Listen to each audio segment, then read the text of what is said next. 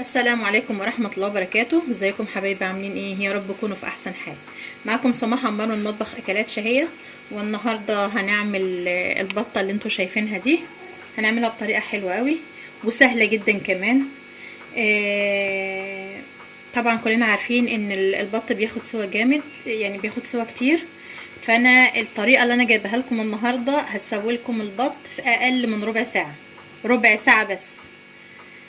خليكم معايا. احنا معانا دلوقتي البطه دي مغسوله ونضيفه وزي الفل.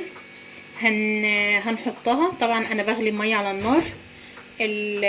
الميه انا حطاها في حله الضغط.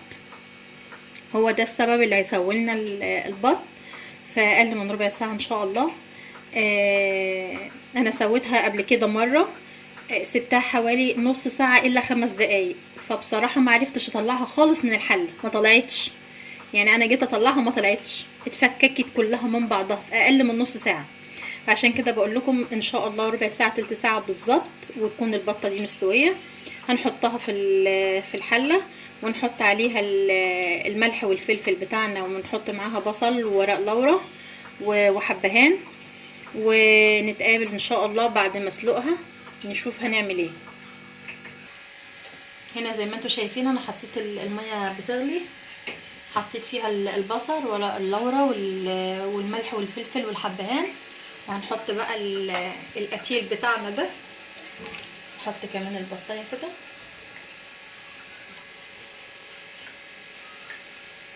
ايوه كده.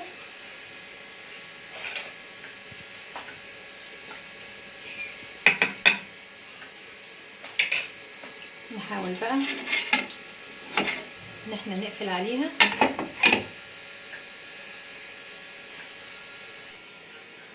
نحاول بقى نقفل عليها كده.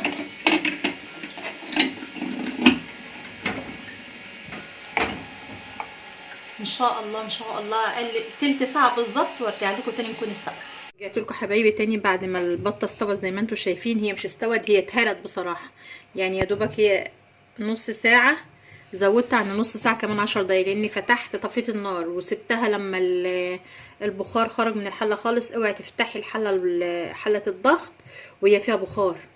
سيبيها. افتحي هوريكي تفتحي في حاجه في الغطا كده، بتفتحيها الاول تطلع البخار، وبعد كده بتسيبيها لما تصفي البخار اللي فيها الاول، بعدين تفتحي الغطا.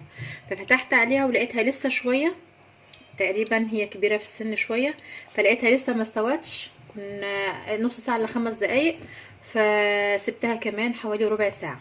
بس الربع ساعه زي ما انتم شايفين اهي فكت من العظم خالص ازاي. يعني خلاص ما عادتش مستحمله زي ما انتم شايفين كده. شايفين ما عادتش مستحمله. الحكايه كلها ساعه الا ربع والبطه خلاص استوت. هنعمل ايه بقى؟ نسيب البطه على جنب كده. نجيب طبق صغير زي ده كده، نحط فيه.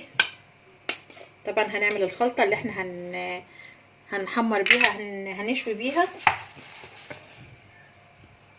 معانا كده معلقه صغيره خالص من الصلصه، و4 فصوص او 5 فصوص ثوم مهروسين كده.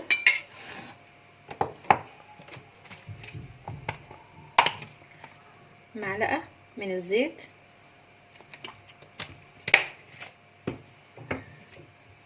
معلقه كمان من دبس الرمان،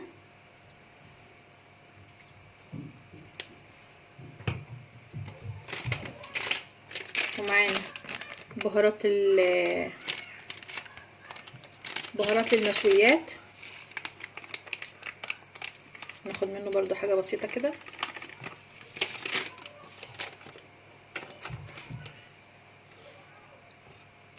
معانا كمان فلفل اسود،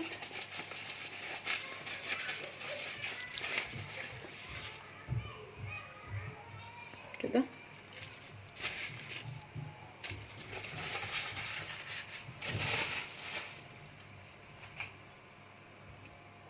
معايا رشه كده صغيره من القرفه،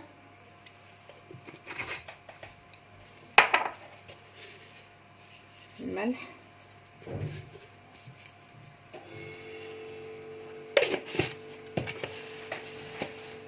هنقلب بقى ده كله ببعضه.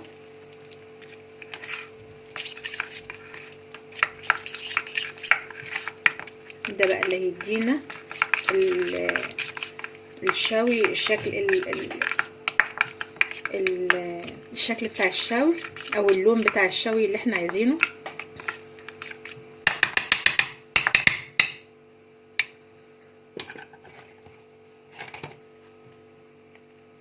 هاخد منها كده بالفرشة وابتدي ادهن البطة بتاعتنا كده.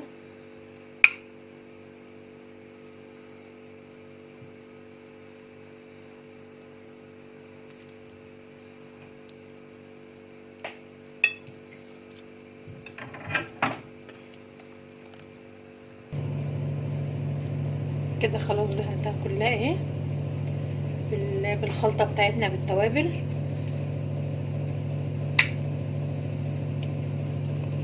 نقلبها بقى الناحية التانية كده وندخلها الفرن ربع ساعة بالظبط او 10 دقايق تحت الشواية، مش هتاخد وقت ان شاء الله. هرجع لكم تاني. رجعت لكم تاني حبايبي بعد ما البطة بتاعتنا اتحمرت. شايفين ما شاء الله، بألف هنا يا رب وشفا على قلب اللي هياكل. شايفين اللون بتاعها عامل ازاي؟ طبعا كل المكونات والمقادير هكتبها لكم في صندوق الوصف. خليكم معايا عشان اوريكم.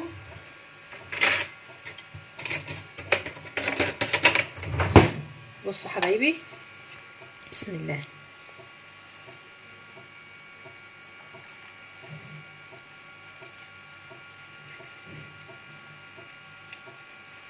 ان شاء الله شايفين عامله ازاي؟ ان شاء الله. يلا بألف هنا وشفا على قلب اللي هياكل. للمرة التانية ده اللون بتاعها عامل ازاي. يا رب يكون الفيديو عجبكم.